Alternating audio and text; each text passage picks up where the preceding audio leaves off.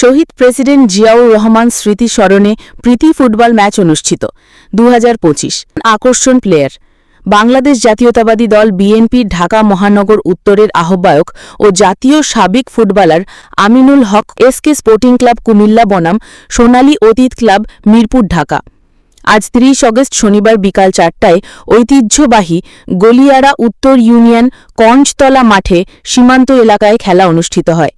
এই সময় প্রধান অতিথি কুমিল্লা মানবতার ফেরিওলা খ্যাত ও কুমিল্লা মহানগর বিএনপির সাধারণ সম্পাদক ইউসুফ মোল্লা টিপু অনুষ্ঠানে সভাপতিত্ব করেন কুমিল্লা সদর দক্ষিণ উপজেলা বিএনপির সভাপতি অ্যাডভোকেট আক্তার হোসেন। সার্বিক তত্ত্বাবধানে ছিলেন সাবেক এমপি মনিরুল হক চৌধুরীর স্নেহের ছোট ভাই জহিরুল হক চৌধুরী, চেয়ারম্যান ব্যাংকটেক কর্পোরেশন ঢাকা। অতিথি হিসেবে এই সময় উপস্থিত ছিলেন কুমিল্লা মহানগর ছাত্রদলের আহ্বায়ক নাহিদুল ইসলাম রানা ও সদর দক্ষিণ উপজেলা ছাত্রদলের আহ্বায়ক নূর মোহাম্মদ। কুমিল্লা সদর দক্ষিণ যুবদলের যুগ্ম আহ্বায়ক আবু বক্কর চৌধুরী। খেলার পরিচালনায় ছিলেন কুমিল্লা সদর দক্ষিণ উপজেলা বিএনপির যুগ্ম আহ্বায়ক মিনহাজুর রহমান শামীম। খেলায় সঞ্চালনা করেছেন যুবদল নেতা সদর দক্ষিণে আনিসুর রহমান। বাংলাদেশ জাতীয়তাবাদী বিএনপি ঢাকা মহানগর উত্তরের আহ্বায়ক ও জাতীয় দলের সাবেক প্লেয়ার আমিনুল হক বক্তব্যে আমিনুল হক বলেন, নিজে খেলছেন কেমন লাগছে? আলহামদুলিল্লাহ, আমরা সারা বাংলাদেশেই বাংলাদেশ জাতীয়তাবাদী দল বিএনপির পক্ষ থেকে আমরা বিভিন্ন জায়গার তৃণমূল পর্যায়ে মাঠে আমরা খেলাধুলার আয়োজন করছি এবং আজকের এই সীমান্তবর্তী যে এলাকায় এসেছি, আমরা আশা করি যে আমাদের এই সন্তানরা, আমাদের তরুণ প্রজন্ম মাদক থেকে দূরে সরে এসে মাঠে আকৃষ্ট হবে, নিজেকে সুস্থভাবে এবং আমরা একটি সুস্থ জাতি হিসেবে গড়ে তুলতে চাই। এবং আমরা আশা করি যে আজকের এই খেলার মাধ্যমে আমাদের এই তরুণ প্রজন্ম তারা খেলাধুলার দিকে আরো বেশি আকৃষ্ট হবে এবং ভবিষ্যতেও আমরা এই খেলাধুলার একটা প্রশ্ন ছিল আমিনুল ভাই, যিনি খেলার আয়োজন করেছে জহিরুল হক চৌধুরী, তিনি ক্রীড়াপ্রেমিক এবং ওনার মাধ্যমে আগামী দিন যুব সমাজকে কিভাবে ঐক্যবদ্ধ করা যাবে? সারা বাংলাদেশে যারা বিগত 17 বছর বাংলাদেশের ক্রীড়াঙ্গন থেকে বঞ্চিত ছিল, যারা মাঠের ক্রীড়া সংগঠক লাইক আমাদের জহিরুল ভাইয়ের মতো যারা মাঠের ক্রীড়া সংগঠক রয়েছেন, তাদেরকে সকলকে আমরা আহ্বান করছি এবং এদের মতো যে ক্রীড়া সংগঠক যারা রয়েছে তাদেরকে আমরা বলবো যে আপনারা প্রত্যেকটি নিজ নিজ এলাকায় যদি এই ধরনের খেলাধুলার আয়োজন করেন, তাহলে আমাদের সন্তানরা, আমাদের তরুণ প্রজন্ম খেলাধুলার দিকে আকৃষ্ট হয়ে আমরা একটি মাদকমুক্ত সমাজ গড়তে পারব। ধন্যবাদ। বাংলাদেশ জাতীয়তাবাদী দল একটি আদর্শিক ও জনবান্ধব দল ছিলেন মরহুম আরাফাত রহমান কোকো। খেলাধুলায় এসব সময় পাশে থাকতেন ও খেলোয়াড়কে উৎসব উদযাপনার দিতেন। আগামী দিন দল ক্ষমতায় আসলে আমরা খেলাধুলার প্রতি আরও নজর দেব। যাত্রাখিল মাঠে এসে সীমান্ত এলাকার খেলা দেখে তিনি খুশি হন। তিনি বলেন, তারেক রহমান খেলাধুলা ও যুব সমাজকে মাদকমুক্ত করার জন্য আমরা খেলাধুলা নিয়ে আসব। এই সময় যাত্রাখিল ও সদর দক্ষিণের সর্বস্তরের খেলাপ্রেমিক ও রাজনৈতিক ব্যক্তিবর্গ উপস্থিত ছিলেন। খেলায় 4-1 গোলে পরাজিত হন। খেলার চ্যাম্পিয়ন হলেন সোনালী অতীত ক্লাব মিরপুর ঢাকা। ট্রান্সফার 1 গোলে এসকে স্পোর্টিং ক্লাব কুমিল্লা বনাম অপরাজিত বিজয় দলকে স্বাগত জানালেন কুমিল্লা মহানগর বিএনপির সাধারণ সম্পাদক ইউসুফ মোল্লা টিপু।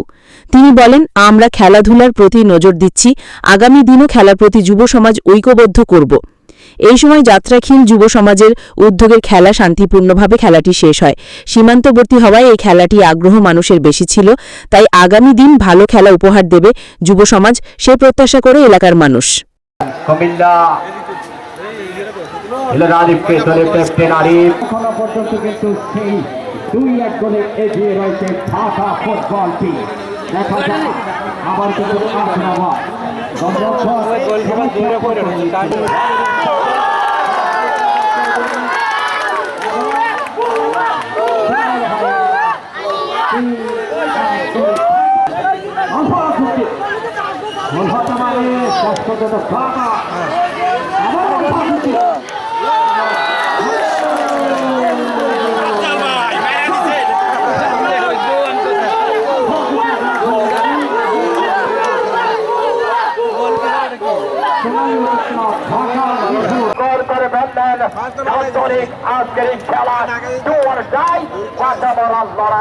চমৎকার ফুটবল টুর্নামেন্টে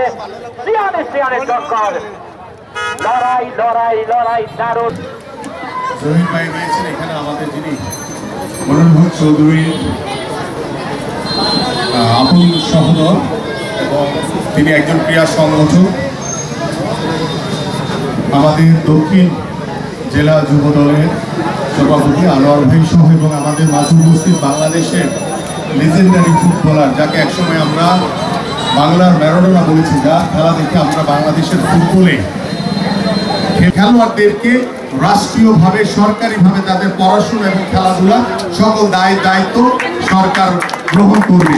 আমরা ঠিক এইভাবে আমাদের আগামী সন্তানদেরকে, আমাদের তরুণ প্রজন্মকে, যুব সমাজকে আমরা মাদক থেকে টেনে আমরা মাঠে আকৃষ্ট করব এবং খেলাধুলার মাধ্যমে আমরা একটি সুস্থ জাতি গড়ে তুলতে চাই, যে জাতি আগামীতে বাংলাদেশের নেতৃত্ব দিবে এবং আমাদের যারা বেকার যুবক রয়েছে, আমাদের যারা বেকার শিক্ষিত যুবক রয়েছে, তাদের কর্মসংস্থানের নিশ্চিতকরণের মাধ্যমে আমরা আমাদের নতুন একটি তরুণ প্রজন্মের চিন্তা ভাবনা নিয়ে আমরা একটি নতুন বাংলাদেশ গড়তে চাই।